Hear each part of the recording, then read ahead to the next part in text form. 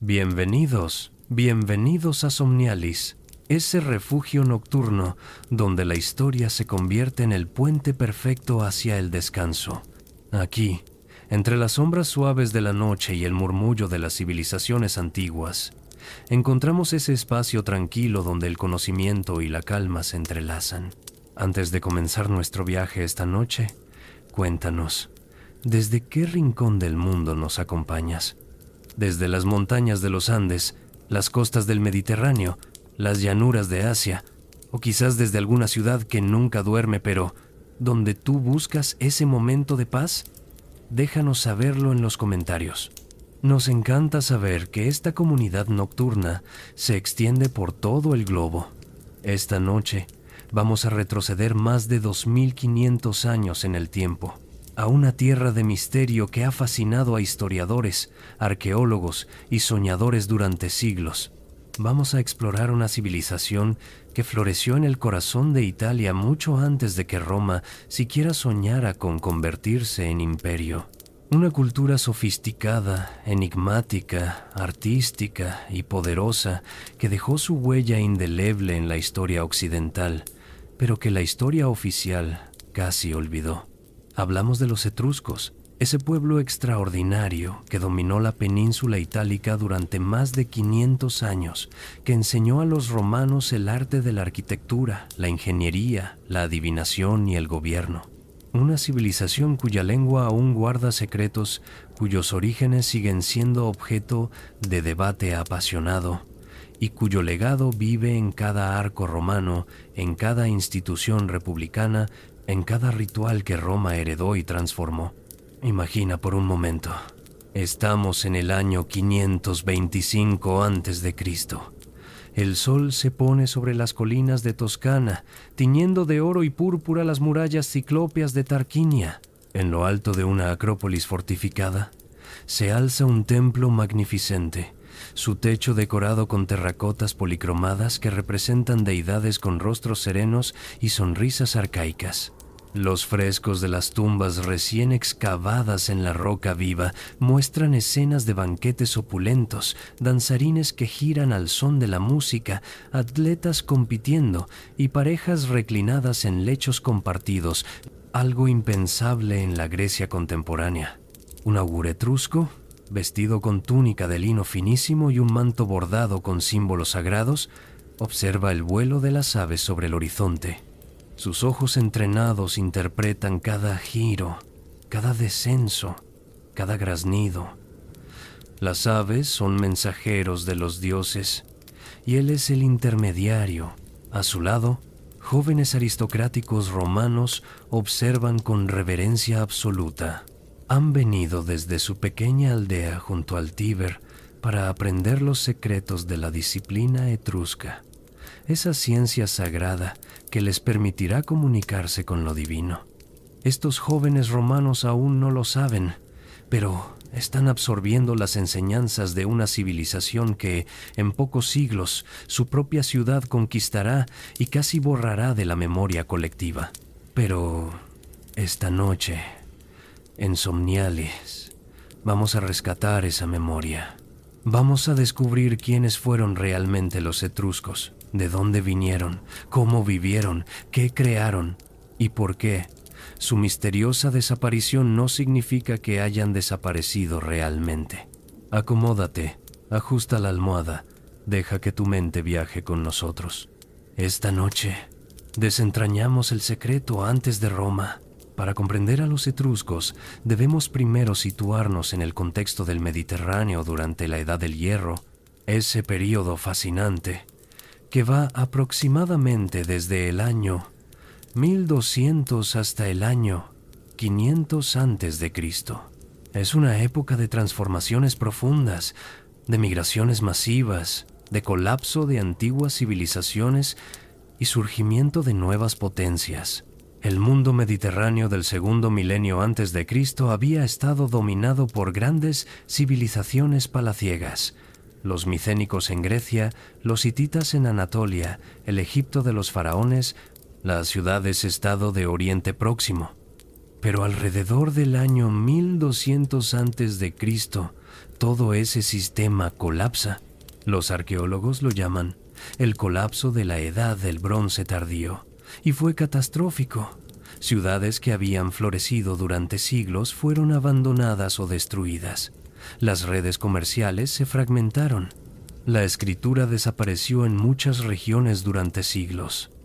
Los llamados pueblos del mar, grupos migratorios cuya identidad exacta aún debatimos, barrieron las costas orientales del Mediterráneo. En medio de este caos, surgieron nuevos pueblos y nuevas culturas. Los griegos, tras un período oscuro de varios siglos, comenzaron a establecer sus polis, esas ciudades-estado independientes que se extenderían por todo el Mediterráneo. Los fenicios, herederos de las tradiciones comerciales cananeas, establecieron redes mercantiles que llegarían hasta el Atlántico, fundando colonias legendarias como Cartago. Y en la península itálica, en esa región que hoy conocemos como Toscana, Umbría y Lacio septentrional, emergió una cultura extraordinaria, la etrusca. Pero aquí encontramos uno de los grandes misterios de la antigüedad. ¿De dónde vinieron los etruscos? Esta pregunta ha generado debates apasionados durante más de 2000 años. Ya en la antigüedad, los propios escritores greco-romanos no se ponían de acuerdo. El historiador griego Heródoto, escribiendo en el siglo V a.C., afirmaba que los etruscos, a quienes los griegos llamaban tirrenos o tírcenos, eran originarios de Lidia, en Asia Menor, la actual Turquía occidental. Según Heródoto, durante una terrible hambruna, el rey tirreno habría dividido a su pueblo en dos grupos. Uno permanecería en Lidia, el otro emigraría por mar en busca de nuevas tierras. Después de un largo viaje, estos emigrantes habrían llegado a las costas de Italia, estableciéndose en la región que llevaría su nombre, Tirrenia. Esta teoría del origen oriental tuvo gran influencia durante siglos. Después de todo, Heródoto no era cualquier historiador, era el padre de la historia, y su relato parecía explicar muchas características de la cultura etrusca: su sofisticación artística, sus prácticas religiosas orientalizantes, sus contactos comerciales con el mundo griego y fenicio, e incluso algunos aspectos de su lengua que parecían no tener relación con otras lenguas itálicas. Sin embargo, otros escritores antiguos no estaban de acuerdo. Dionisio de Halicarnaso, un historiador griego que escribió en el siglo I a.C., argumentaba vigorosamente que los etruscos eran autóctonos, es decir, originarios de Italia misma. Según Dionisio, los etruscos no se parecían a los lidios en lengua, costumbres o religión. Eran simplemente un pueblo italiano muy antiguo que había desarrollado su cultura de forma independiente. Y todavía existía una tercera teoría, propuesta por el historiador romano Tito Livio. Los etruscos habrían llegado desde el norte, desde las regiones alpinas, como parte de las migraciones que trajeron a otros pueblos itálicos a la península. ¿Quién tenía razón? Durante siglos los estudiosos debatieron sin llegar a consenso. Algunos favorecían la teoría oriental, otros la autóctona, otros la nórdica. Las excavaciones arqueológicas del siglo XIX y XX proporcionaron más datos, pero también más preguntas.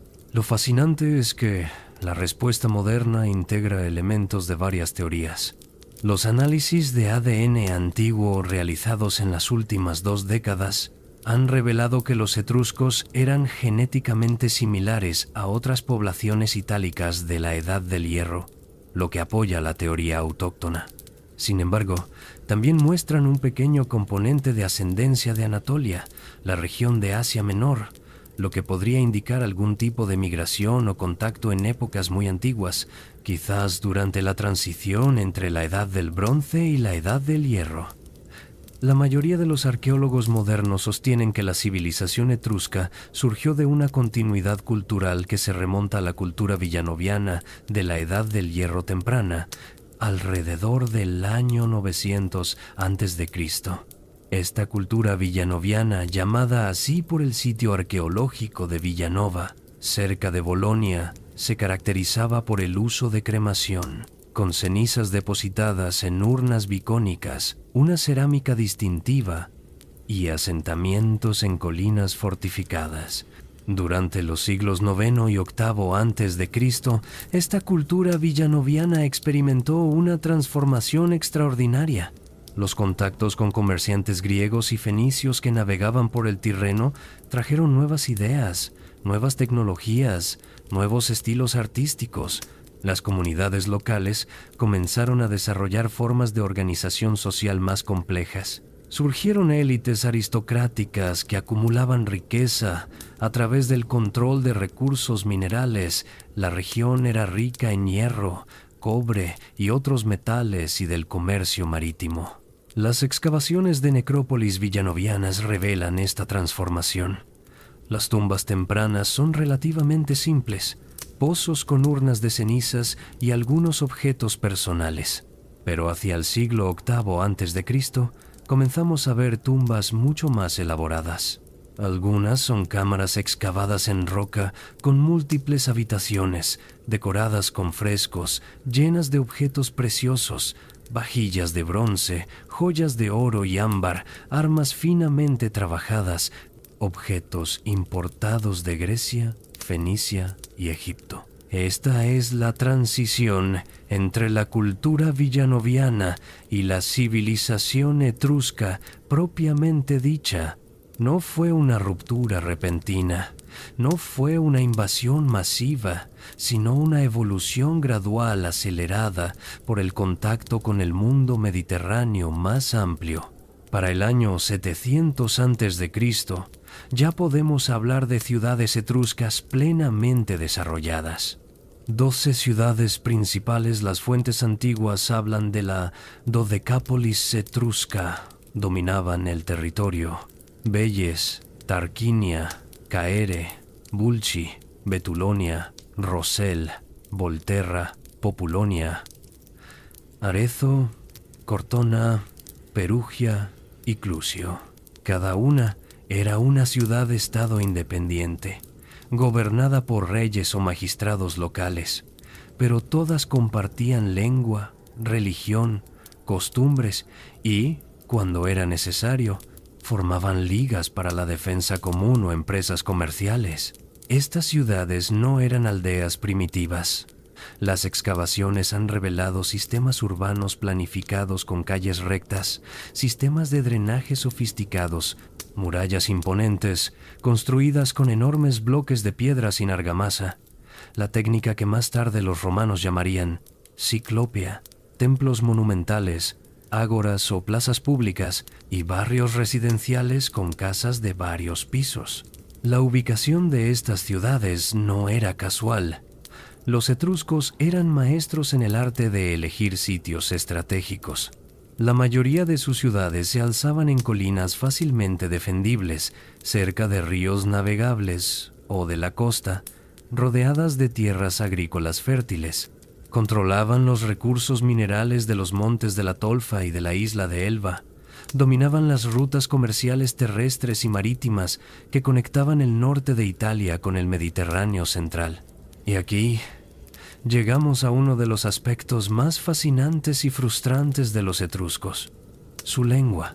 A diferencia de los romanos, que hablaban latín, una lengua indoeuropea relacionada con el griego, el sánscrito y la mayoría de las lenguas europeas modernas, el etrusco no pertenece a ninguna familia lingüística conocida.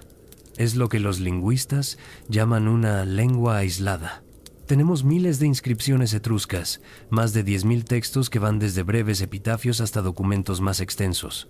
Podemos leer el alfabeto etrusco, derivado del alfabeto griego. Conocemos la gramática básica y el vocabulario de muchas palabras. Pero el significado de muchos textos, especialmente los más largos y complejos, sigue siendo esquivo.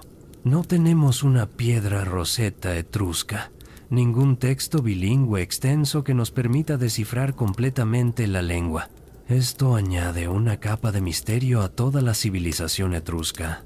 Aunque sabemos mucho sobre cómo vivían, qué construían, cómo comerciaban, Su lengua sigue siendo un velo entre nosotros y su mundo interior, sus pensamientos más íntimos, su literatura, su filosofía, pero no dejemos que este misterio lingüístico nos haga pensar que los etruscos son completamente inaccesibles. La arqueología ha revelado una cantidad extraordinaria de información. Los frescos de las tumbas, las esculturas, los objetos de la vida cotidiana, las estructuras arquitectónicas, los restos de comida en ánforas, los análisis de polen que nos dicen qué cultivaban. Todo esto nos permite reconstruir su mundo con notable detalle. Y ese mundo, como estamos a punto de descubrir, era sofisticado, vibrante y absolutamente crucial para entender no solo la Italia antigua, sino toda la civilización occidental que vendría después. Ahora que hemos establecido los orígenes y el contexto, sumerjámonos en el corazón de la sociedad etrusca. ¿Cómo se organizaban? ¿Cómo vivían? ¿Qué los hacía únicos en el panorama del Mediterráneo antiguo? Imaginemos por un momento que somos visitantes en la ciudad etrusca de Tarquinia, en el siglo VII a.C. Es el amanecer. El sol naciente ilumina las murallas de piedra que rodean la ciudad, construidas con bloques tan perfectamente encajados que no necesitan mortero. Las puertas de la ciudad se abren y campesinos con carretas cargadas de grano, aceite de oliva y vino comienzan a entrar hacia el mercado.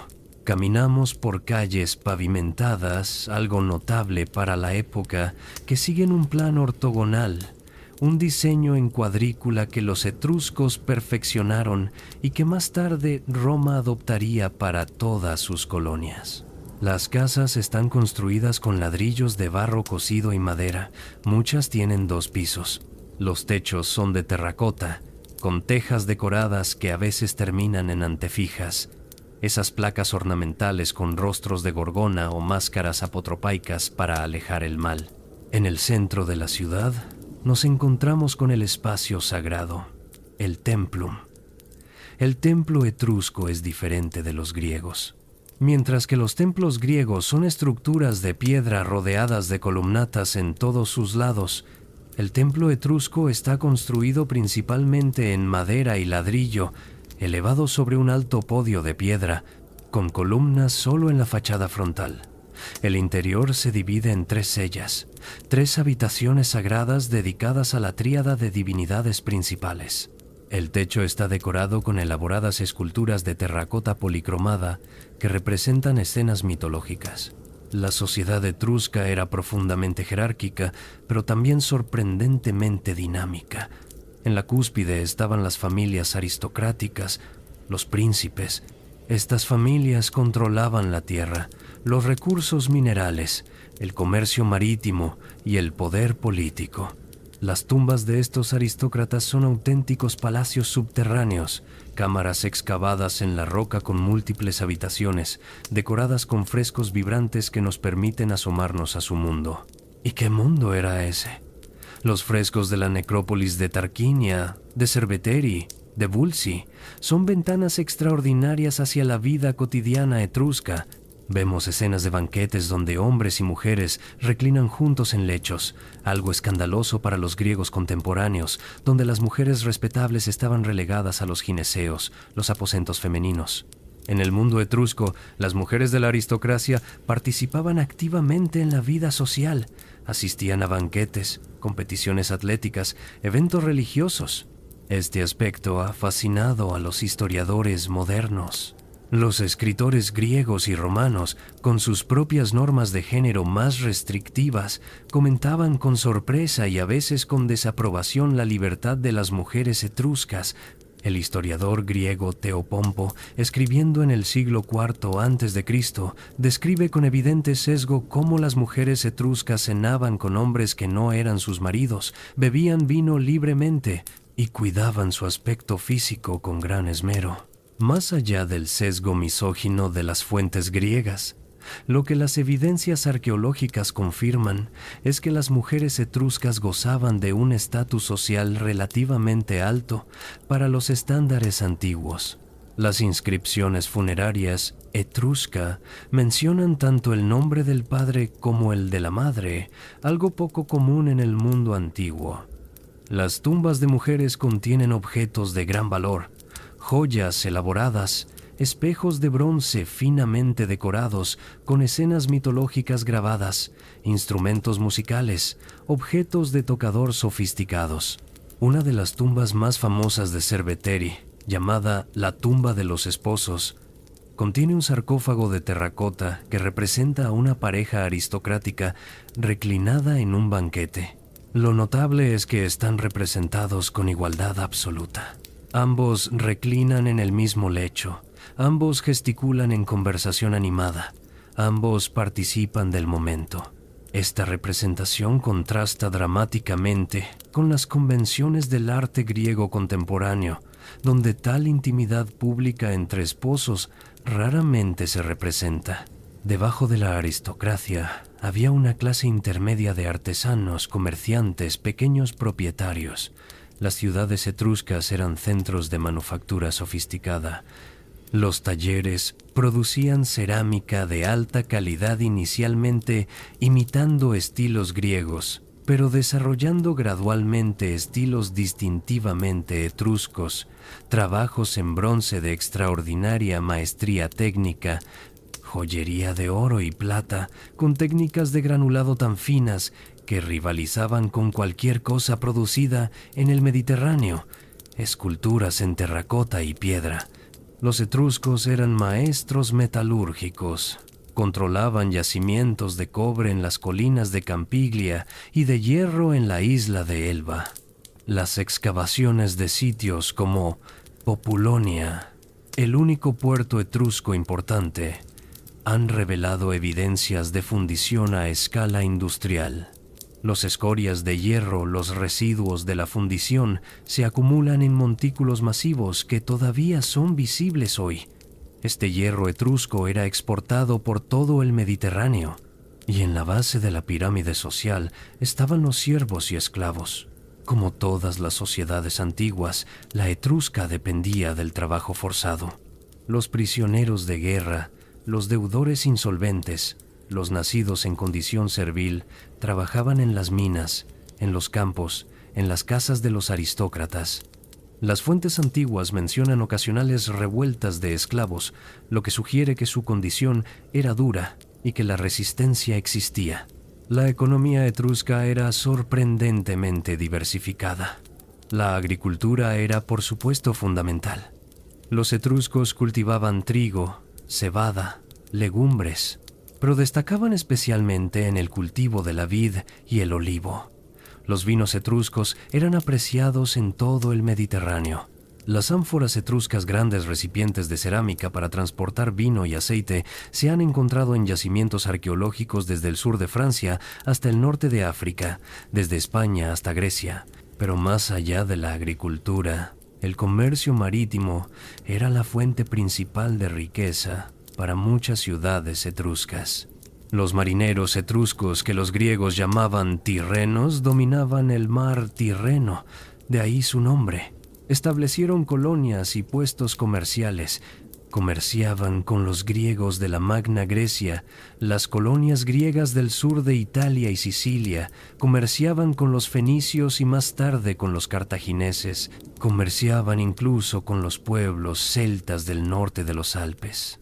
Este comercio no era solo de bienes materiales, era también un intercambio de ideas, de estilos artísticos, de tecnologías, de creencias.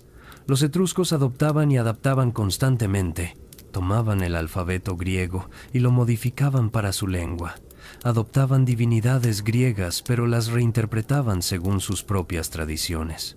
Importaban cerámica griega, pero también desarrollaban sus propios estilos cerámicos. Esta capacidad de síntesis cultural es una de las características más notables de la civilización etrusca.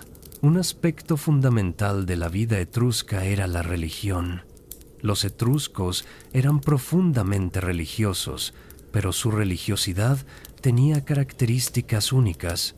Creían que el universo estaba regido por divinidades poderosas cuyos deseos y advertencias podían ser interpretados a través de signos y presagios. Esta interpretación no era tarea de cualquiera.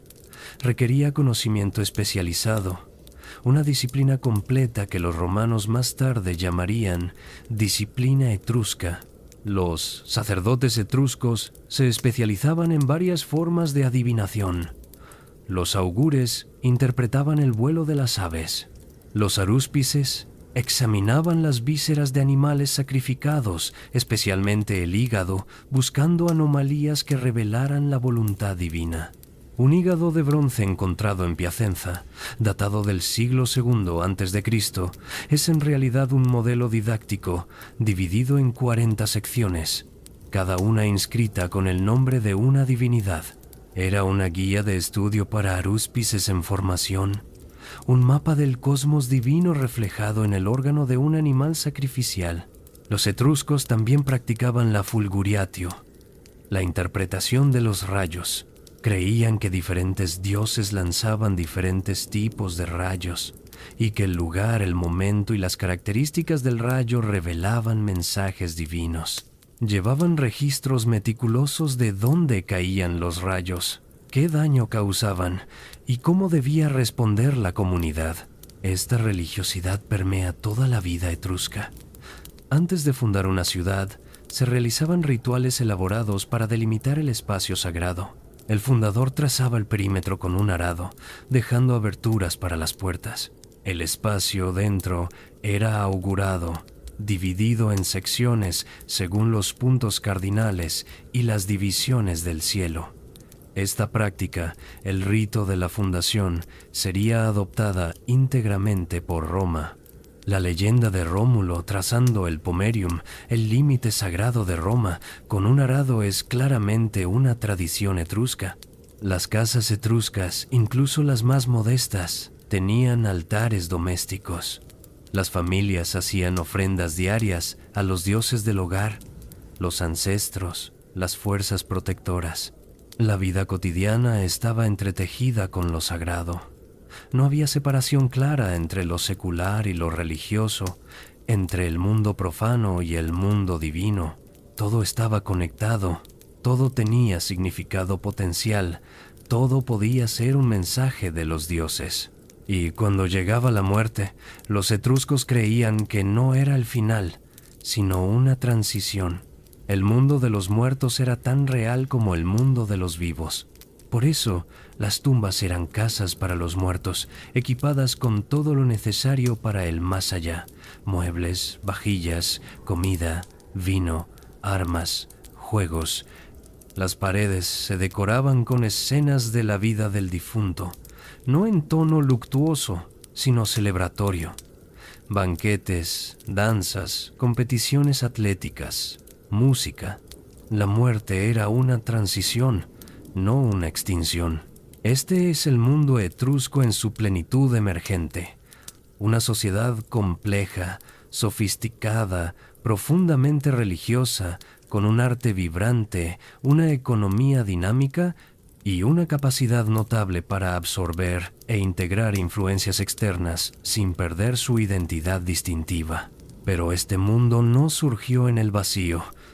Se construyó sobre generaciones de desarrollo, de contacto, de transformación, y estaba a punto de expandirse dramáticamente, extendiéndose desde sus núcleos en Toscana hacia el norte, el sur y el este, creando una red de influencia que cambiaría para siempre la península itálica. Entramos ahora en lo que los historiadores consideran el período de máxima expansión etrusca, que va aproximadamente desde el siglo VII hasta mediados del siglo V a.C. Es una época de extraordinario dinamismo, cuando la civilización etrusca alcanza su mayor extensión territorial y su máxima influencia cultural. Para entender esta expansión, debemos pensar en las ciudades etruscas no como un imperio unificado, sino como estados independientes que compartían cultura, lengua y religión, pero que actuaban de forma autónoma. Cada ciudad tenía sus propios intereses, sus propias rivalidades, sus propias ambiciones. Cuando era conveniente, cooperaban; cuando no, competían ferozmente. La expansión etrusca siguió 3 direcciones principales: hacia el norte, hacia la llanura del Po, hacia el sur, hacia la Campania, y hacia el este, hacia el Lacio y el interior de la península. Comencemos por el norte. Durante el siglo VI a.C., grupos de etruscos, probablemente una combinación de comerciantes, colonos y aventureros, cruzaron los Apeninos y se establecieron en la fértil llanura del Po, en lo que hoy es Emilia-Romagna. Fundaron o refundaron varias ciudades importantes. Felsina, la actual Bolonia, se convirtió en un importante centro etrusco. Espina, en la costa adriática, se transformó en un puerto crucial que conectaba el mundo etrusco con Grecia a través de las rutas marítimas del Adriático. Las excavaciones de Espina son particularmente reveladoras. La necrópolis ha proporcionado miles de objetos, muchos de ellos importaciones griegas de altísima calidad, cráteras áticas de figuras rojas, obra de los mejores pintores de vasos de Atenas, joyas, perfumes, objetos de lujo. Esto demuestra que Espina no era una colonia marginal, sino un nodo comercial próspero que conectaba 2 mundos: el griego del Mediterráneo oriental y el etrusco del Tirreno occidental. Esta expansión hacia el norte no fue solo comercial, implicó también transferencia cultural masiva. La escritura etrusca se difundió hacia el norte. Las prácticas religiosas etruscas se adoptaron. Los estilos artísticos etruscos influenciaron a las poblaciones locales, pero esta expansión también generó fricciones con otros pueblos. Los venetos al este y, crucialmente, las tribus celtas que comenzaban a presionar desde los Alpes representaban amenazas constantes. Hacia el sur, la expansión etrusca fue aún más dramática y consecuente. Durante el siglo VI a.C., los etruscos establecieron una presencia dominante en la Campania, la región alrededor de la bahía de Nápoles. La ciudad de Capua se convirtió en un importante centro etrusco. Nola, Nocera, Pompeya, sí. La futura Pompeya, que sería enterrada por el Vesubio, todas estuvieron bajo influencia o dominio etrusco. Esta expansión hacia Campania tenía sentido estratégico y económico. La región era extraordinariamente fértil, perfecta para la agricultura, pero más importante aún, controlaba las rutas comerciales hacia la Magna Grecia, las prósperas colonias griegas del sur de Italia. Los etruscos querían acceso directo a este comercio lucrativo. Sin embargo, esta expansión hacia el sur los puso en curso de colisión con otros 2 grandes poderes mediterráneos, los griegos y los cartagineses. Y aquí es donde la historia se vuelve particularmente dramática. Durante el siglo VI a.C., el Mediterráneo occidental era un espacio contestado. Los griegos de Focea, en Asia Menor, habían establecido colonias en Córcega y en Masalia, la actual Marsella. Los cartagineses controlaban el norte de África, Cerdeña y partes de Sicilia occidental, y los etruscos dominaban el mar Tirreno y las costas de Italia. Estos 3 poderes comerciaban, pero también competían ferozmente. Las tensiones escalaron. Los focenses, desde su colonia de Alalia en Córcega, lanzaban ataques piratas contra el comercio etrusco y cartaginés. La situación se volvió insostenible. En el año 540 a.C. ocurrió un evento crucial, la batalla naval de Alalia. Una flota etrusca y cartaginesa, en una alianza inusual, se enfrentó a los focenses en las aguas de Córcega. Las fuentes antiguas, particularmente Heródoto, describen una batalla feroz. Aunque técnicamente los focenses ganaron en términos tácticos, sus pérdidas fueron tan severas que tuvieron que abandonar Alalia y retirarse a Magna Grecia. Esta batalla es significativa por varias razones. Primero, demuestra la capacidad naval etrusca. Los etruscos no eran solo comerciantes, eran también guerreros marítimos capaces de enfrentar a los griegos, considerados los mejores marineros del Mediterráneo. Segundo, establece una alianza temporal entre etruscos y cartagineses contra los griegos, una dinámica geopolítica que tendría consecuencias duraderas. Después de Alalia, el control etrusco del Tirreno se consolidó durante varias décadas. Los griegos llamaban al mar Tirreno, precisamente porque lo asociaban con los tirrenos, su nombre para los etruscos. Era, efectivamente, un mar etrusco. Pero mientras los etruscos expandían su influencia hacia el norte y el sur, algo extraordinario estaba ocurriendo justo al sur de su territorio núcleo, en el Lacio, junto al río Tíber. Allí, una pequeña aldea latina estaba creciendo rápidamente y ese crecimiento estaba directamente relacionado con la influencia etrusca. Hablamos, por supuesto, de Roma. La relación entre Roma y Etruria es uno de los temas más fascinantes y complejos de la historia antigua. Durante mucho tiempo, los historiadores aceptaron la narrativa romana tradicional. Roma había sido fundada por Rómulo en el año 753 a.C.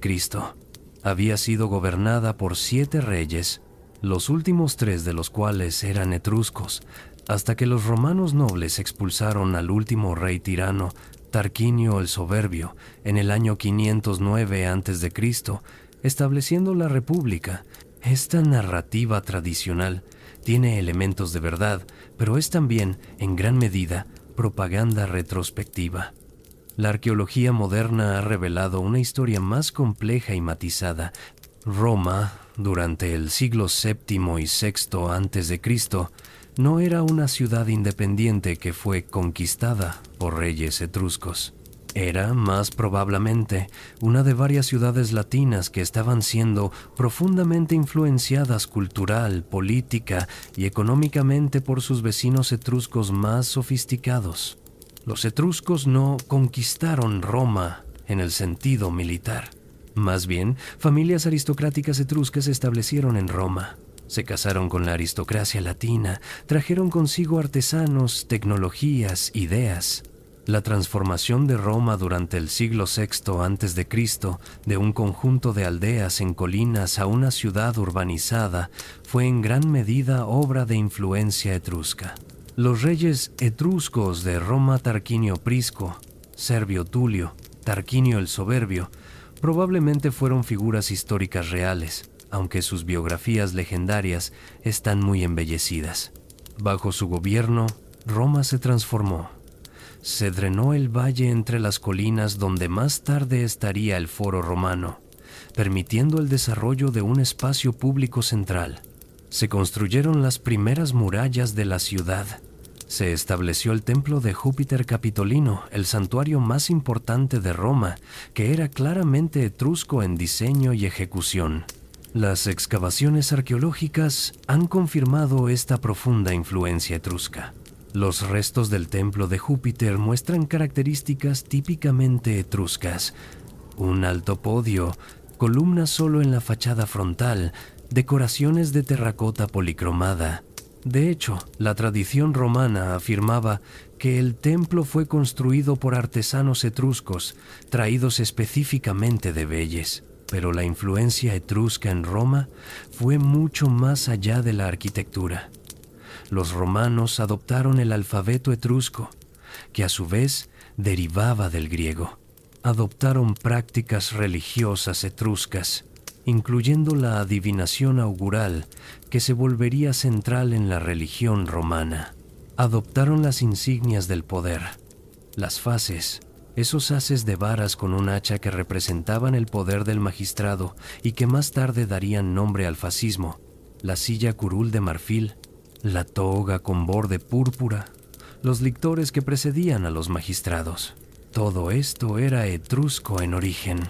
Incluso la estructura política romana temprana muestra influencia etrusca. El concepto de magistraturas electas, de senado aristocrático, de asambleas populares. Muchos historiadores ven paralelismos con las instituciones de las ciudades-estado etruscas. Es irónico que Roma, que eventualmente conquistaría y absorbe, ría la civilización etrusca, fue en sus orígenes casi una ciudad etrusca. o al menos una ciudad profundamente etruscizada. Pero volvamos al panorama más amplio de la expansión etrusca. Para finales del siglo VI a.C., el mundo etrusco había alcanzado su máxima extensión. Desde la llanura del Po en el norte hasta la Campania en el sur, desde el Tirreno en el oeste hasta los Apeninos en el este, las ciudades etruscas dominaban económica y culturalmente una vasta región. Este dominio se manifestaba en múltiples formas. El comercio etrusco alcanzaba todos los rincones del Mediterráneo. Las ánforas etruscas se encuentran en yacimientos arqueológicos desde Masalia hasta Cartago, desde Atenas hasta las costas de España. Los objetos de lujo etruscos, espejos de bronce grabados, joyería elaborada. Esculturas de bronce eran preciados por élites de múltiples culturas. Culturalmente, el arte etrusco alcanzó en este período su máxima sofisticación. Los escultores etruscos creaban obras maestras en terracota, bronce y piedra. La famosa loba capitolina, la escultura de bronce de una loba que supuestamente amamantó a Rómulo y Remo, es probablemente obra etrusca del siglo V a.C., aunque las figuras de los gemelos son añadidos renacentistas. Los pintores de las tumbas de Tarquinia creaban frescos de una vitalidad y colorido extraordinarios. La tumba de los leopardos, la tumba de los toros, la tumba del triclinio. Cada una es una ventana hacia el mundo etrusco, mostrando no solo su arte, sino su vida cotidiana, sus valores, sus creencias. Pero toda expansión tiene límites, y el mundo etrusco, en la cúspide de su poder, estaba a punto de enfrentar desafíos que pondrían a prueba su capacidad de adaptación y supervivencia. Estamos ahora en el apogeo de la civilización etrusca, pero también en el momento en que comienzan a aparecer las primeras grietas, las primeras señales de que este esplendor enfrentará desafíos significativos. Este período, que va aproximadamente desde finales del siglo VI hasta mediados del siglo IV a.C., es paradójico. Es al mismo tiempo el momento de máximo refinamiento cultural etrusco y el inicio de su declive geopolítico. Comencemos por explorar cómo era la vida en las ciudades etruscas en su momento de máximo esplendor. Imaginemos que visitamos Cerveteri, una de las ciudades más prósperas, alrededor del año 480 a.C. Cerveteri, que los etruscos llamaban Caisra, y los romanos Caere, era una metrópolis para los estándares de la época. Las estimaciones arqueológicas sugieren una población de entre 30.000 y 50.000 habitantes en la ciudad y su territorio circundante. Era rica, enormemente rica. Su puerto, Pirgi, controlaba el comercio en el Tirreno central. Sus necrópolis, vastas ciudades de los muertos que se extienden por kilómetros, contienen algunas de las tumbas más impresionantes del mundo etrusco. La necrópolis de Banditaxia en Cerveteri es un paisaje surrealista. Cientos de túmulos funerarios, montículos circulares de tierra, se extienden hasta donde alcanza la vista. Bajo cada túmulo hay tumbas excavadas en la roca, replicando casas con múltiples habitaciones. Algunas tienen hasta 8 o 9 cámaras, un vestíbulo, un atrio central, habitaciones laterales, todo esculpido en la roca toba. Las paredes están decoradas con relieves que imitan elementos arquitectónicos, vigas de madera, puertas, ventanas, muebles. Es como si los etruscos quisieran asegurarse de que los muertos tuvieran una casa tan confortable como la que tuvieron en vida. Los objetos encontrados en estas tumbas revelan un nivel de riqueza extraordinario. Vajillas completas de bronce y plata. Cráteras griegas de figuras rojas pintadas por los maestros de Atenas, valiosísimas incluso en su propia época. Joyas de oro con trabajo de granulado tan fino que se necesita una lupa para apreciar los detalles. Espejos de bronce con el reverso grabado con escenas mitológicas de exquisita delicadeza. Instrumentos musicales, liras, aulos, una especie de oboe doble, trompetas, juegos de mesa, dados de hueso, piezas de juegos que sugerían que el entretenimiento era importante en la vida etrusca. Pero más allá de la riqueza material, estos objetos revelan algo más profundo: valores culturales. Los frescos y relieves de las tumbas muestran una sociedad que valoraba el placer, la belleza, la música, la danza, la competición atlética. Los banquetes eran centrales en la vida social etrusca. No eran solo comidas, eran eventos sociales elaborados donde se fortalecían alianzas, se negociaban matrimonios, se discutía política. Un aspecto particularmente interesante es el papel del simposion, el banquete al estilo griego que los etruscos adoptaron pero modificaron. En el simposion griego, las mujeres respetables estaban ausentes, solo asistían las hetairas, cortesanas educadas. En cambio, en los banquetes etruscos, las esposas de los aristócratas participaban plenamente. Los frescos muestran parejas reclinadas juntas, bebiendo del mismo cáliz, conversando. Esto escandalizaba a los escritores griegos, quienes lo interpretaban como evidencia de licenciosidad etrusca, pero probablemente reflejaba simplemente normas de género diferentes, donde las mujeres de la élite gozaban de mayor visibilidad y participación social. La religión seguía siendo central en la vida etrusca, pero en este periodo vemos una interesante síntesis de elementos. Los etruscos habían adoptado muchas deidades del panteón griego, pero las habían etrusquizado. Zeus se convirtió en Tinia, Hera en Nuni, Atenea en Menra. Pero mantuvieron también divinidades específicamente etruscas, como Voltumna, la deidad principal de la Liga Etrusca, adorada en un santuario federal en Volsini. Los santuarios eran centros no solo religiosos, sino también políticos y económicos. El santuario de Voltumna era donde se reunían representantes de las 12 ciudades principales de la Liga Etrusca para discutir asuntos de interés común, resolver disputas, coordinar acciones militares. Era algo similar a lo que la Liga Délica era para las ciudades-estado griegas, pero más laxa, menos centralizada. Y aquí tocamos uno de los aspectos más problemáticos de la civilización etrusca: su falta de unidad política permanente. Las ciudades etruscas eran fieramente independientes. Cooperaban cuando convenía, pero no estaban dispuestas a subordinarse permanentemente a ninguna autoridad central. No había un rey de los etruscos o un estado etrusco unificado. Había ciudades, estado que compartían cultura, pero que actuaban según sus propios intereses. Esta descentralización tenía ventajas. Permitía flexibilidad, experimentación, dinamismo local, pero también tenía desventajas graves. Cuando surgían amenazas externas que requerían respuesta coordinada, las ciudades etruscas a menudo fallaban en presentar un frente unido. Sus rivalidades internas, sus celos mutuos, su incapacidad para subordinar intereses locales a necesidades colectivas serían, a la larga, uno de los factores claves en su declive. Y las amenazas externas no tardaron en materializarse. La primera vino del sur. En el año 474 a.C., una flota etrusca atacó la colonia griega de Cumas en Campania. Era parte de la lucha constante por el control del comercio en el sur de Italia. Pero los cumanenses pidieron ayuda a Hierón, el tirano de Siracusa, la ciudad griega más poderosa de Sicilia. Hierón respondió enviando una flota.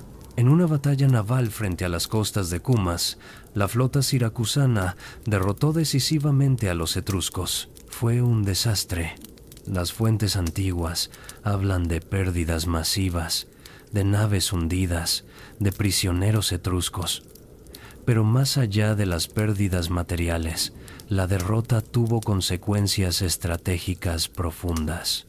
Señaló el inicio del declive del poder naval etrusco. Los griegos de la Magna Grecia ganaron confianza y, crucialmente, Las posiciones etruscas en Campania comenzaron a debilitarse.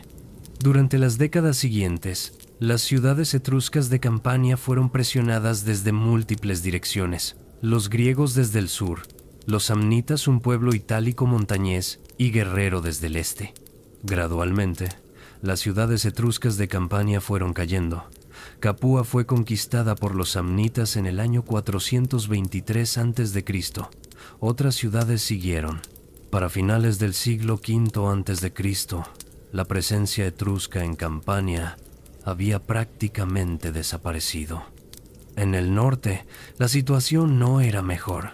Durante el siglo IV a.C., tribus celtas que los romanos llamaban galos comenzaron a cruzar los Alpes en números crecientes, presionando hacia el sur en la llanura del Po. Las ciudades etruscas del norte enfrentaron invasiones repetidas. Felsina, la actual Bolonia, fue conquistada.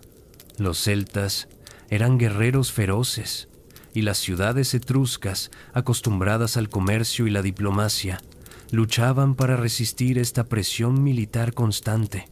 Para mediados del siglo IV a.C., la presencia etrusca en el Valle del Po había sido destruida o asimilada. Los galos enonos se establecieron en lo que sería llamado el Lager Gallicus, la Tierra Gala, en la costa adriática. Las rutas comerciales que habían conectado Etruria con el norte de Europa quedaron cortadas, pero la amenaza más existencial no venía del norte ni del sur. Venía del este, de esa ciudad latina junto al Tíber que durante tanto tiempo había estado bajo influencia etrusca. Roma. La tradición romana afirmaba que en el año 509 a.C., los romanos habían expulsado al último rey etrusco, Tarquinio el Soberbio, estableciendo la república. Es probable que lo que realmente ocurrió fue más gradual. Un proceso mediante el cual las familias latinas de Roma gradualmente afirmaron su independencia de la influencia etrusca dominante. Durante el siglo V a.C., Roma era todavía una ciudad relativamente pequeña, una entre muchas en el Lacio, pero estaba creciendo, consolidándose, desarrollando instituciones políticas y militares que la harían formidable. Y crucialmente, Roma tenía algo que las ciudades etruscas no tenían: una capacidad para integrar a los pueblos conquistados, para convertir enemigos en aliados, para expandir sin simplemente explotar. Las guerras entre Roma y las ciudades etruscas comenzaron en serio en el siglo V a.C. La ciudad etrusca más cercana a Roma era Velles, ubicada a solo 15 kilómetros al norte del Tíber. Velles y Roma habían sido rivales durante generaciones, compitiendo por el control de las rutas de sal, de las tierras agrícolas, de la influencia sobre los pueblos menores del Lacio. Según la tradición romana, la guerra contra Velles duró 10 años, de 405 a 396 a.C., un paralelo deliberado con el asedio de Troya. La historia, tal como la cuenta Tito Livio, está llena de elementos legendarios. El general romano Marco Furio Camilo, cavando un túnel bajo las murallas de Velles, emergiendo dentro de la ciudad durante un sacrificio, capturando al rey y la ciudad simultáneamente. La realidad arqueológica es que Velles fue efectivamente capturada por Roma alrededor del año 396 a.C. Fue un evento de enorme importancia. Por primera vez, Roma había conquistado completamente y aniquilado una gran ciudad. La población fue vendida como esclavos o dispersada. El territorio fue anexado. Las estatuas y tesoros del templo de Juno fueron llevados a Roma como botín, y este patrón se repetiría una y otra vez en las décadas siguientes. Pero justo cuando Roma parecía imparable, sufrió un desastre catastrófico. En el año 387 a.C., los galos enonos que habían estado presionando desde el norte invadieron el centro de Italia. Derrotaron al ejército romano en el río Alia y capturaron Roma misma. Durante meses, los galos saquearon la ciudad. Solo la ciudadela del Capitolio resistió. Este evento traumático, el saqueo galo de Roma, quedó grabado en la memoria colectiva romana, pero irónicamente también afectó profundamente a las ciudades etruscas. Los galos no distinguían entre romanos y etruscos. Saqueaban indiscriminadamente. Y cuando finalmente se retiraron, supuestamente después de recibir un enorme rescate en oro, dejaron atrás un paisaje político transformado. Roma se recuperó del saqueo galo con notable rapidez. Reconstruyó sus murallas, reorganizó su ejército, renovó su determinación, y cuando reanudó su expansión, lo hizo con una ferocidad nacida del trauma. Las ciudades etruscas, por su parte, nunca se recuperaron completamente. La amenaza gala persistía, las rutas comerciales estaban interrumpidas, y Roma, fortalecida por su experiencia traumática, era ahora una máquina militar imparable. Las décadas siguientes verían el principio del fin del mundo etrusco independiente. Una por una, las ciudades que habían dominado Italia durante siglos caerían bajo el poder de Roma. Pero antes de llegar a ese capítulo final, debemos detenernos un momento y apreciar lo que el mundo etrusco representaba en su apogeo. Una civilización de extraordinaria sofisticación artística, complejidad religiosa, dinamismo económico y apertura cultural. Una civilización que, en muchos sentidos, fue la primera verdadera civilización de Italia, la profesora de Roma, la portadora de la antorcha de la civilización mediterránea hacia el corazón de la península itálica. Entramos ahora en el período más doloroso de la historia etrusca, el largo siglo de guerras, crisis y eventual sometimiento que transformó a los etruscos de un pueblo independiente y orgulloso en súbditos de Roma. Este proceso, que va aproximadamente desde mediados del siglo IV hasta principios del siglo I a.C., es una historia de resistencia heroica, de adaptación pragmática y finalmente de asimilación cultural. Después del saqueo galo de Roma en el año 387 a.C., el equilibrio de poder en Italia central cambió irrevocablemente. Roma emergió de las cenizas más fuerte, más centralizada, más militarizada. Su ejército fue reorganizado según el sistema manipular, una formación más flexible y efectiva que la vieja falange hoplita. Su diplomacia se volvió más sofisticada, ofreciendo a los pueblos conquistados varios grados de ciudadanía y alianza, integrándolos en un sistema que los romanos llamarían la Confederación Itálica. Las ciudades etruscas, en contraste, seguían siendo entidades independientes sin coordinación efectiva. La Liga Etrusca se reunía en el santuario de Voltumna, pero sus decisiones eran más exhortaciones que órdenes. Cada ciudad decidía su propia política exterior, hacía sus propias alianzas, luchaba sus propias guerras. Esta descentralización, que había sido una fuente de diversidad y dinamismo durante los buenos tiempos, se convertía ahora en debilidad fatal. Las guerras entre Roma y las ciudades etruscas se reanudaron con intensidad. En el año 358 a.C., Tarquinia se levantó contra Roma. La guerra duró varios años. Las fuentes romanas describen batallas sangrientas, asedios prolongados, devastación de campos.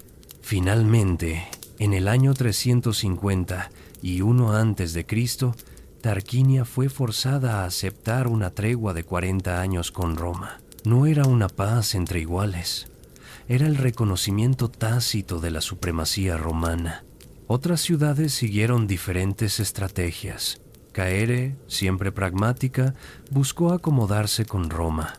Según la tradición romana, durante el saqueo galo, los romanos habían enviado sus objetos sagrados más preciados a Caere para protegerlos. Esta amistad fue recompensada con un tratado favorable.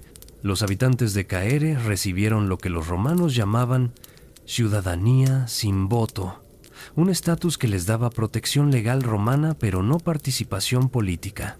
Era una solución intermedia, una forma de integración que preservaba cierta autonomía local mientras se aceptaba la supremacía romana. Pero no todas las ciudades etruscas estaban dispuestas a aceptar la dominación romana. Volsini, una de las ciudades más antiguas y prestigiosas de Etruria, el lugar donde se celebraban las reuniones de la Liga Etrusca, mantuvo su independencia fieramente. Bulsi, rica y poderosa gracias a su control de yacimientos minerales y rutas comerciales, también resistió. El siglo III a.C. vio una serie de guerras devastadoras. En el año 295 a.C., una coalición de ciudades etruscas Volsini, Bulsi, Perugia se levantó contra Roma. Era un último intento desesperado de mantener la independencia. El ejército combinado etrusco marchó hacia territorio romano, pero enfrentaban ahora a una máquina militar que había sido perfeccionada a través de décadas de guerra constante. Los romanos no solo eran numerosos, estaban mejor organizados, mejor disciplinados, mejor comandados.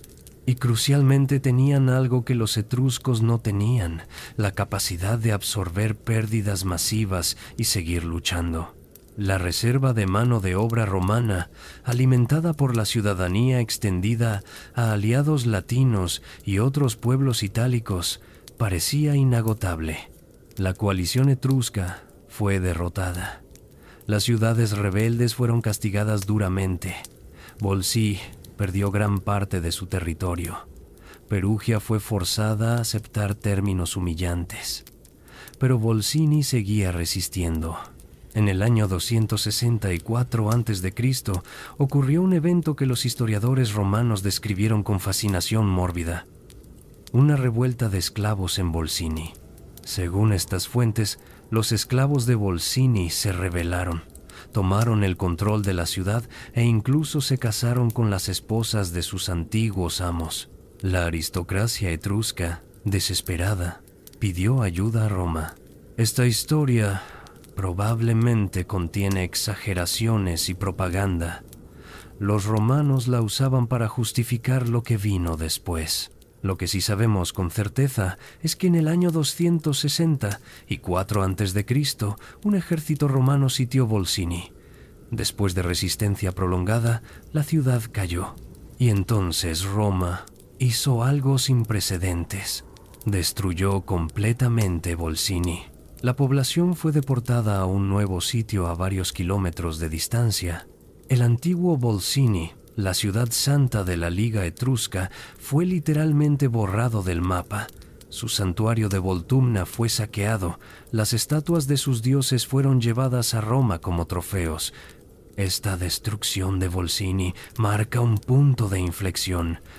No era simplemente la conquista de una ciudad, era la destrucción deliberada del centro religioso y político de la identidad etrusca común. Sin Volsini, sin el santuario de Voltumna, la Liga Etrusca dejó de tener significado real. Las ciudades etruscas estaban ahora solas, aisladas, indefensas ante el poder romano. Durante las décadas siguientes, ciudad tras ciudad fue absorbida en el sistema romano, algunas mediante conquista directa, otras mediante tratados que preservaban ficción de independencia mientras aceptaban supremacía romana efectiva. Para el año 200 a.C., todas las grandes ciudades etruscas estaban bajo control o influencia romana directa. Pero esta dominación romana no significaba el fin de la identidad etrusca. Al contrario, entramos ahora en un periodo fascinante de adaptación y transformación. Los etruscos, privados de independencia política, se volcaron hacia la preservación de su identidad cultural y religiosa. Las familias aristocráticas etruscas comenzaron a aprender latín, a educar a sus hijos en Roma, a participar en las instituciones romanas, pero simultáneamente mantenían celosamente sus tradiciones ancestrales. Los sacerdotes etruscos seguían practicando la disciplina etrusca, la interpretación de presagios, la adivinación. Y Roma, pragmática como siempre, no solo toleraba estas prácticas, las adoptaba. Los romanos reconocían que la disciplina etrusca era valiosa. Los arúspices etruscos fueron oficialmente incorporados al sistema religioso romano. Cuando ocurrían eventos portentosos, rayos que caían en lugares significativos, nacimientos anormales, eclipses, los senadores romanos consultaban a expertos etruscos para interpretar estos signos. Era un reconocimiento implícito de que, aunque Roma había conquistado militarmente a Etruria, en el ámbito de lo sagrado los etruscos seguían siendo maestros. Las escuelas de arúspices en ciudades como Tarquinia continuaron funcionando durante siglos bajo dominio romano. Jóvenes de familias aristocráticas romanas iban a Etruria para aprender la disciplina etrusca, del mismo modo que iban a Grecia para estudiar filosofía y retórica. Era una forma de prestigio cultural, un conocimiento esotérico que conferían estatus. En el arte y la arquitectura, la influencia etrusca en Roma se profundizó. Los arquitectos romanos adoptaron completamente el diseño de templo etrusco. Alto podio, escalera frontal, columnas solo en la fachada.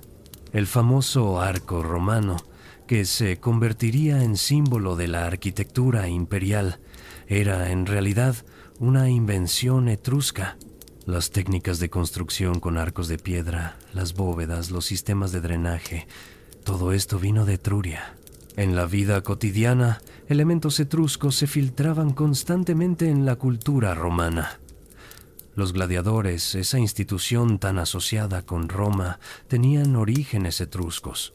Los primeros juegos gladiatorios en Roma eran explícitamente llamados munera etrusca, juegos etruscos. La práctica de combates rituales durante funerales aristocráticos era etrusca, adoptada por Roma y transformada en el espectáculo masivo que conocemos. Incluso el nombre Roma podría ser etrusco. Algunos lingüistas argumentan que deriva de una palabra etrusca, aunque esto sigue siendo debatido.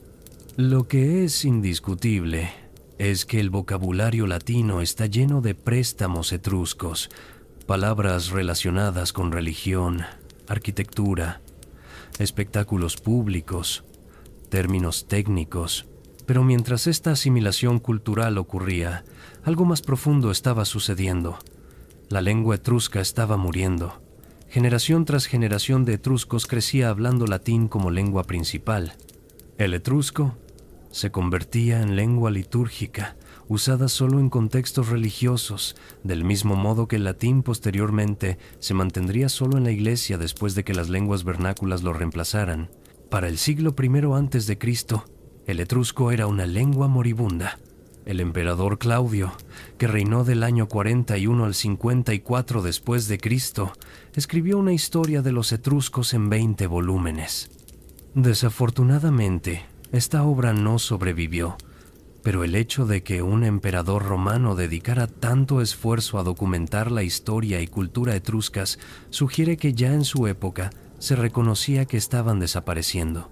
El golpe final a la identidad etrusca independiente vino con las guerras sociales del año 90 al 88 a.C. Los aliados itálicos de Roma se rebelaron, exigiendo ciudadanía romana plena. Aunque las ciudades etruscas no participaron activamente en la rebelión, la mayoría ya tenían alguna forma de ciudadanía romana. El resultado de la guerra fue que toda Italia al sur del río Po recibió ciudadanía romana completa. Este fue un momento transformativo. Ya no había etruscos y romanos legalmente separados. Todos eran ciudadanos romanos.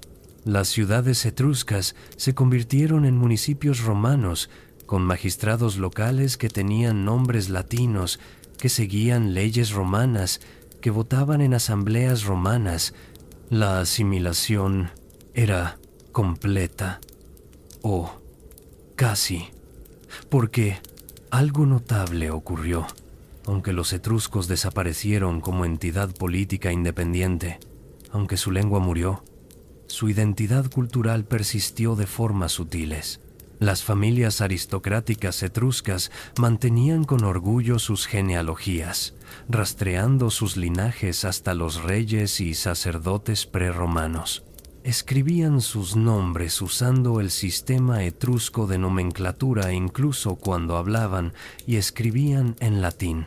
Y en tiempos de crisis para Roma, cuando la República colapsaba, cuando el imperio emergía, algunos miraban nostálgicamente hacia Etruria como símbolo de una Italia perdida, de tradiciones ancestrales, de una espiritualidad más profunda que el pragmatismo romano.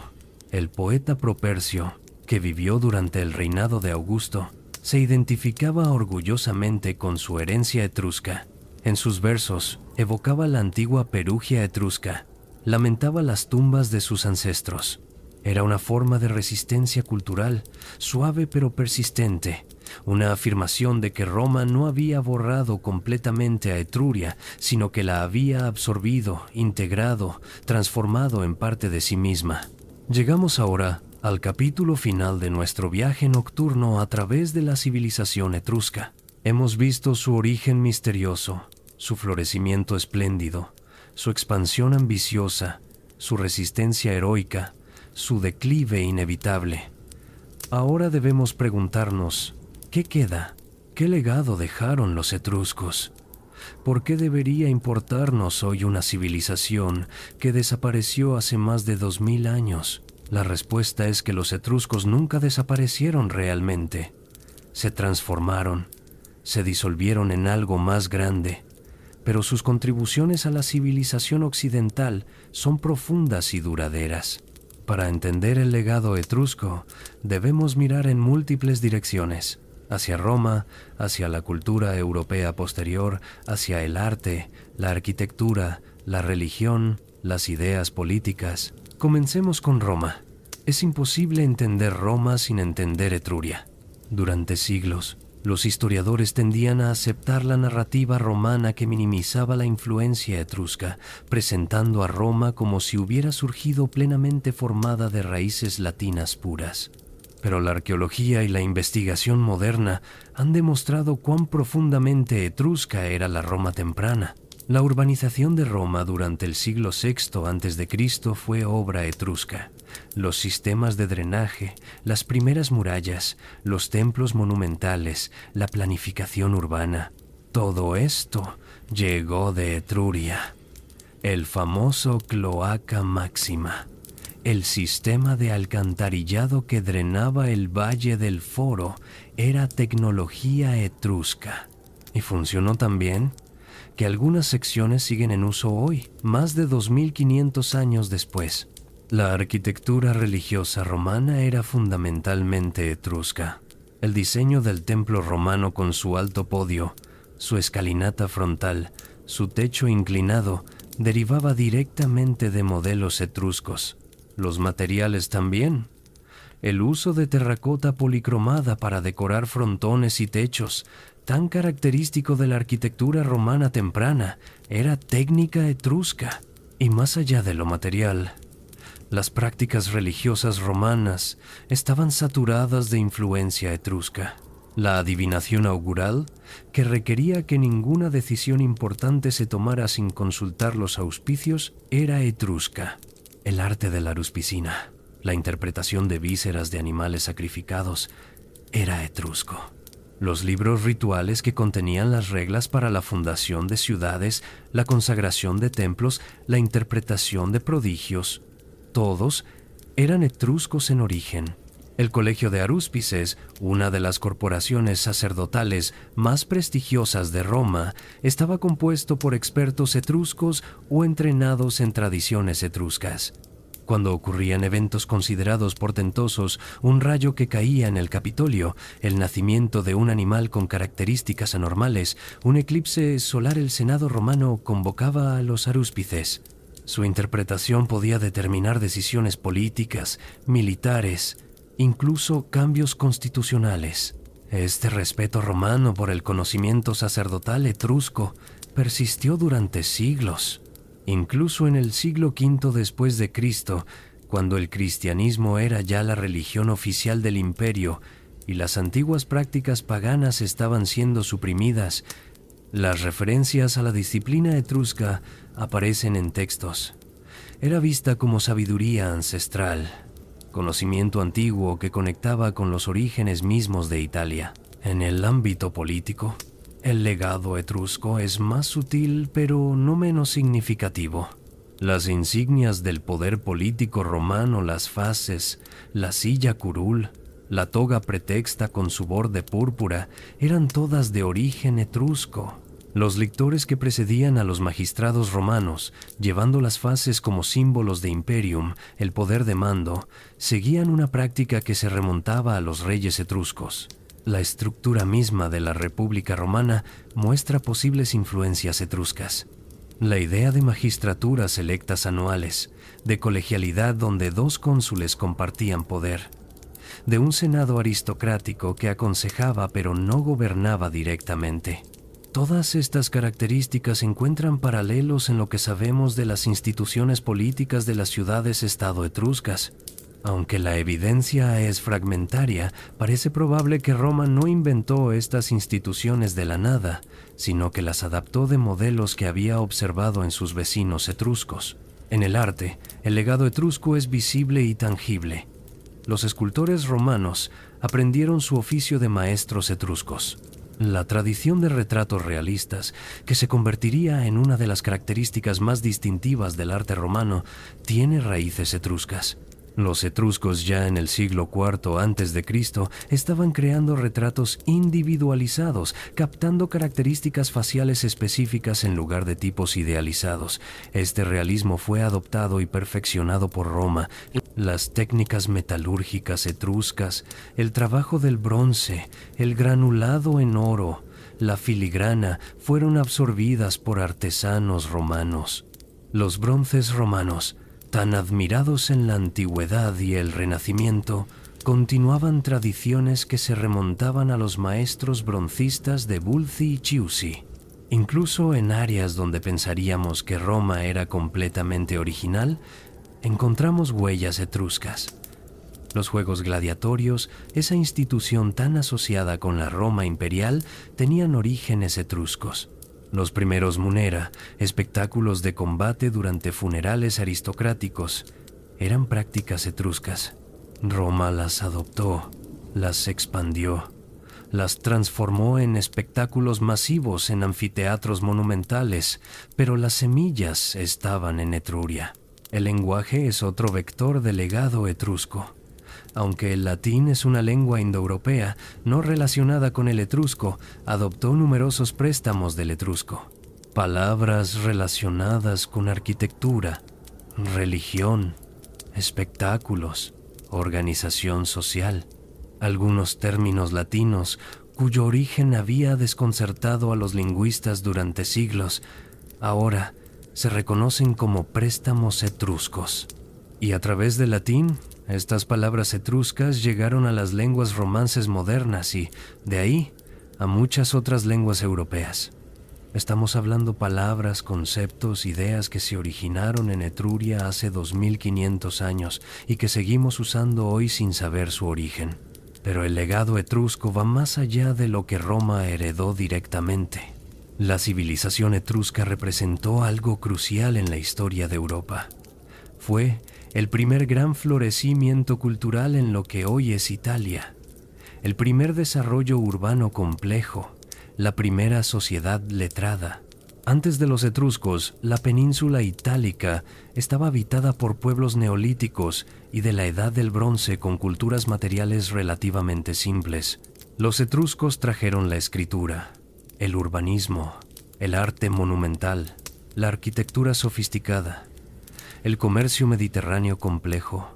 En este sentido, los etruscos fueron los verdaderos civilizadores de Italia. Fueron ellos quienes conectaron la península con las grandes civilizaciones del Mediterráneo oriental, quienes sirvieron como intermediarios entre el mundo griego y los pueblos itálicos, quienes transformaron un paisaje de aldeas dispersas en una red de ciudades prósperas, Y, crucialmente, fueron los etruscos quienes educaron a Roma. Cuando Roma emergió como poder dominante, no tuvo que inventar la civilización desde cero. Heredó de Etruria las herramientas, las técnicas, las instituciones, las ideas que le permitirían construir un imperio. En este sentido, sin los etruscos, Roma como la conocemos probablemente no habría existido. Habría sido simplemente otra ciudad-estado itálica, quizás localmente importante, pero sin la base cultural y técnica para convertirse en el poder mundial que llegó a ser. En tiempos modernos, el redescubrimiento de los etruscos ha sido un proceso fascinante. Durante la Edad Media y el Renacimiento temprano, los etruscos eran poco más que un nombre en textos clásicos. Sus tumbas y ruinas eran visibles en la campiña toscana, pero su significado era mal entendido. El Renacimiento comenzó a cambiar esto. Los humanistas italianos, obsesionados con recuperar la gloria de la antigüedad, comenzaron a prestar atención a los monumentos etruscos. Las familias aristocráticas de la Toscana, buscando prestigio, afirmaban descender de los antiguos etruscos. Era una forma de identidad regional, de distinguirse de Roma. En el siglo XVIII, la etruscología emergió como disciplina académica seria. Las excavaciones comenzaron sistemáticamente. Las colecciones de arte etrusco se formaron. Los anticuarios debatían apasionadamente sobre los orígenes etruscos, su lengua, su cultura. Estos debates a menudo reflejaban agendas políticas contemporáneas. En la Italia preunitaria, fragmentada en múltiples estados, los etruscos podían ser vistos como símbolo de una Italia antigua unida por culturas y no por política. El siglo XIX vio un florecimiento extraordinario de la arqueología etrusca. Las grandes necrópolis de Tarquinia, Cerveteri, Bulsi fueron excavadas, revelando frescos espectaculares, tumbas monumentales, tesoros artísticos. Los museos de Europa y América comenzaron a llenar sus salas con arte etrusco. La loba capitolina, los sarcófagos policromados, los espejos grabados, las joyas elaboradas, todos se convirtieron en íconos de la cultura antigua. En el siglo XX, la investigación científica moderna transformó nuestra comprensión de los etruscos.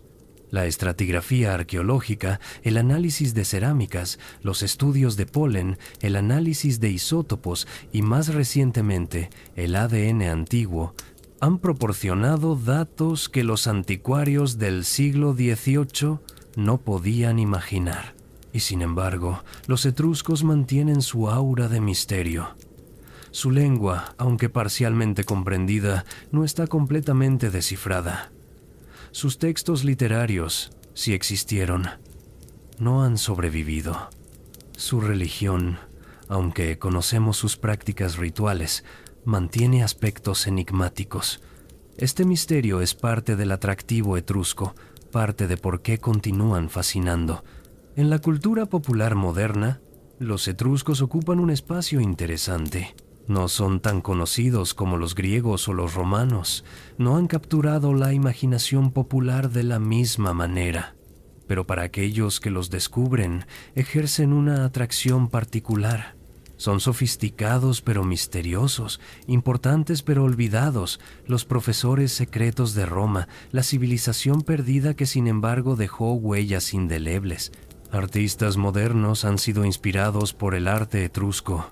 La sonrisa arcaica de las estatuas etruscas, la vitalidad de sus frescos funerarios, la simplicidad elegante de sus bronces han influenciado escultores, pintores, diseñadores. Las tumbas etruscas, con sus cámaras subterráneas decoradas, han inspirado arquitectos. La disciplina etrusca, con su enfoque en leer signos divinos en el mundo natural, resuena con intereses contemporáneos en espiritualidad y conexión con la naturaleza. Y para los italianos modernos, especialmente los toscanos, los etruscos son una fuente de identidad regional y orgullo. Las ciudades que fueron centros etruscos, Florencia, que surgió cerca de antiguas ciudades etruscas, Siena, Arezzo, Perugia, todas con raíces etruscas celebran este patrimonio. Los museos etruscos son atracciones turísticas importantes. Las necrópolis son sitios del Patrimonio Mundial de la UNESCO. Pero más allá del turismo y el orgullo regional, el estudio de los etruscos tiene relevancia contemporánea. Los etruscos nos recuerdan que la civilización es siempre un proceso de síntesis, de intercambio, de adopción y adaptación. No surgieron de la nada, sino que emergieron del contacto entre tradiciones locales itálicas e influencias mediterráneas más amplias. No fueron puros, fueron híbridos, y en esa hibridez encontraron su fuerza. Los etruscos también nos recuerdan la fragilidad de las civilizaciones. En su apogeo, dominaban gran parte de Italia. Su arte y arquitectura rivalizaban con cualquier cosa en el Mediterráneo. Sus ciudades eran prósperas y sofisticadas, y sin embargo, en cuestión de siglos, habían sido absorbidos completamente por Roma. Su lengua murió, su identidad política se disolvió, sus ciudades se convirtieron en municipios romanos. ¿Pero realmente desaparecieron? ¿O simplemente se transformaron? ¿Se convirtieron en parte de algo más grande? Esta es quizás la lección más importante del legado etrusco. Las culturas no simplemente desaparecen, se transforman, se mezclan, se disuelven en otras. Los etruscos no están muertos. Viven en cada arco romano, en cada práctica augural, en cada institución republicana, en cada palabra latina de origen etrusco que aún usamos hoy. Vivieron en Roma y a través de Roma, en toda la civilización occidental. Cada vez que entramos por un arco de medio punto, estamos usando arquitectura etrusca. Cada vez que vemos las fases, símbolo de autoridad gubernamental usado en muchas democracias modernas, estamos viendo un símbolo etrusco. Cada vez que consultamos presagios o augurios, aunque sea metafóricamente, estamos echando mano de tradiciones etruscas. Los etruscos nos enseñan que la influencia cultural puede ser más duradera que el poder político. Roma conquistó Etruria militarmente, pero culturalmente fueron los etruscos quienes conquistaron a Roma, infiltrándose en cada aspecto de la vida romana, convirtiéndose en la base invisible sobre la cual se construyó el imperio. Esta noche, desde nuestros diversos rincones del mundo, hemos viajado juntos a las colinas de Toscana hace 2500 años. Hemos caminado por las calles de Tarquinia, hemos descendido a las tumbas de Cerveteri, hemos observado los frescos vibrantes que capturan momentos de vida hace tanto tiempo vivida. Hemos visto el ascenso de una civilización, su florecimiento espléndido, su resistencia ante adversidades, su eventual transformación. Los etruscos ya no existen como pueblo independiente, pero su legado es eterno. Están en los cimientos de nuestra civilización, los profesores olvidados de Roma, los arquitectos invisibles de Europa. Y quizás eso es la verdadera inmortalidad. No sobrevivir como entidad separada, sino convertirse en parte inseparable de todo lo que vino después.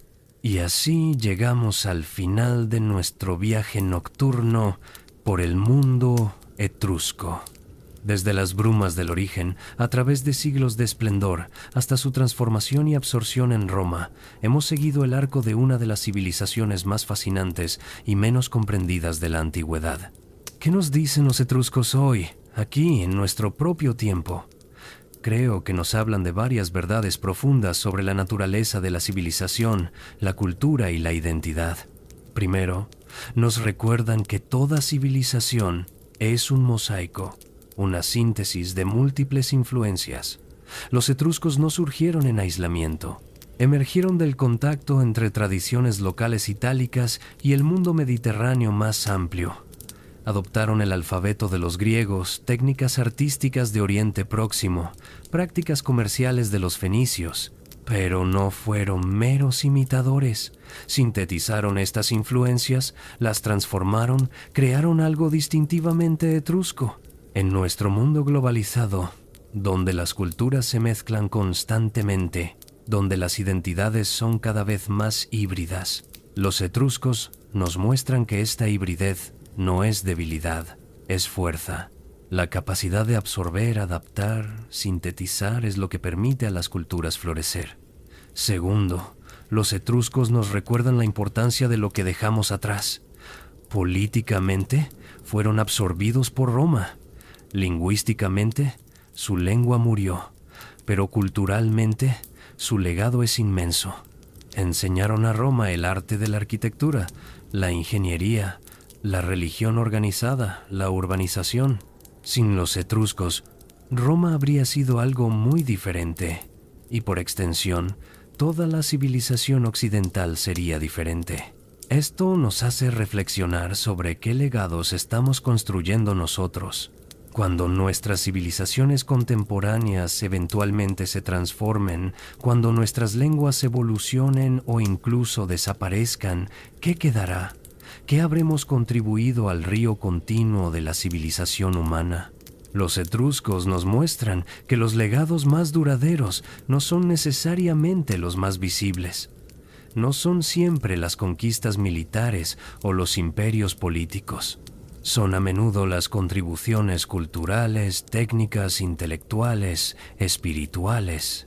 Tercero, los etruscos nos hablan sobre el misterio y lo que perdemos cuando las culturas desaparecen. Su lengua permanece parcialmente indescifrada. Sus textos literarios, si existieron, se han perdido completamente. Su música, su poesía, sus debates filosóficos, sus historias cotidianas, todo se ha ido. Solo nos quedan fragmentos, inscripciones funerarias, listas de objetos votivos, algunas fórmulas rituales. Esto es un recordatorio sobrio de la fragilidad del conocimiento cultural. Cuando una lengua muere, perdemos no solo palabras, sino formas enteras de ver el mundo, de conceptualizar la realidad, de expresar experiencias humanas. En nuestro tiempo, cuando lenguas minoritarias desaparecen a un ritmo alarmante, los etruscos nos recuerdan lo que está en juego. Y finalmente, los etruscos nos hablan sobre la transformación versus la extinción. ¿Desaparecieron realmente los etruscos? ¿O simplemente se transformaron, se convirtieron en romanos, contribuyeron su herencia genética, cultural, espiritual a lo que vino después? La pregunta no tiene una respuesta simple. En cierto sentido, los etruscos como identidad política y lingüística distinta dejaron de existir. Pero en otro sentido muy real, nunca desaparecieron, solo cambiaron de forma. Esta perspectiva puede ofrecer consuelo en tiempos de cambio radical. Las culturas evolucionan, se transforman, se mezclan con otras. Esto no es necesariamente muerte, es metamorfosis. Los elementos esenciales pueden persistir incluso cuando las formas externas cambian completamente. Antes de despedirnos esta noche, me gustaría invitarte a reflexionar y compartir. ¿Qué aspecto de la civilización etrusca te ha fascinado más? ¿Las tumbas pintadas con sus escenas vibrantes de vida? ¿El misterio de su lengua indescifrada? ¿Su papel como profesores olvidados de Roma? ¿O quizás la forma en que se transformaron y persistieron incluso después de su supuesta desaparición? Y pensando en futuros viajes nocturnos aquí en Somnialis, ¿hacia dónde te gustaría que viajáramos? ¿Los minoicos de Creta con sus palacios laberínticos? ¿Los hititas de Anatolia con sus tratados diplomáticos? ¿Los pueblos del mar que desestabilizaron el Mediterráneo? ¿O quizás civilizaciones de otras partes del mundo? ¿Los olmecas de Mesoamérica, los reinos de Kush en África, las culturas del Valle del Indo? Déjanos tus sugerencias en los comentarios. Esta comunidad nocturna se construye con tus intereses, tus curiosidades, tus preguntas. Si este viaje nocturno por el mundo etrusco te ha fascinado, si has encontrado en estas historias antiguas ese refugio tranquilo que buscábamos, considera suscribirte a Somnialis. Cada semana exploramos una nueva civilización, un nuevo período histórico, un nuevo rincón del pasado humano. Convertimos la historia en ese puente suave hacia el descanso que todos necesitamos. Y si ya eres parte de esta comunidad nocturna, comparte este viaje con alguien que creas que lo disfrutaría. Hay algo especial en descubrir juntos las historias olvidadas, en conectar a través del tiempo con vidas vividas hace milenios, en encontrar en el pasado distantes reflexiones sobre nuestro presente y nuestro futuro. Mientras te preparas para el descanso, deja que tu mente divague un momento más por las colinas de Toscana. Imagina el sol poniéndose sobre Tarquinia, tiñendo de oro las murallas antiguas. Imagina el humo de los hogares elevándose en el aire crepuscular. Imagina el sonido de liras y aulos flotando desde un banquete aristocrático.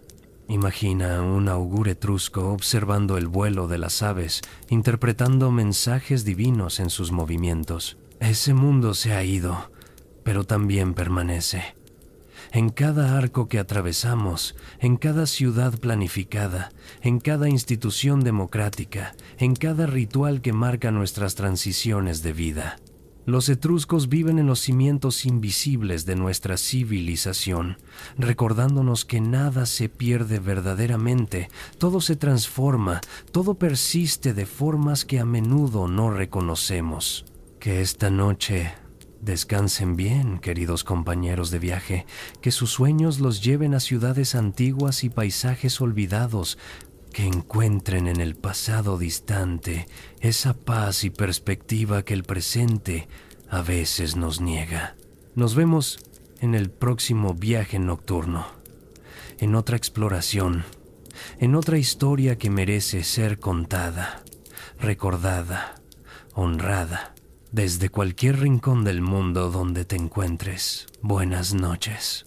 Que los etruscos, esos profesores olvidados de Roma, esos maestros del arte de vivir y morir con belleza, te acompañen en tus sueños. Hasta la próxima, Ensomnialis.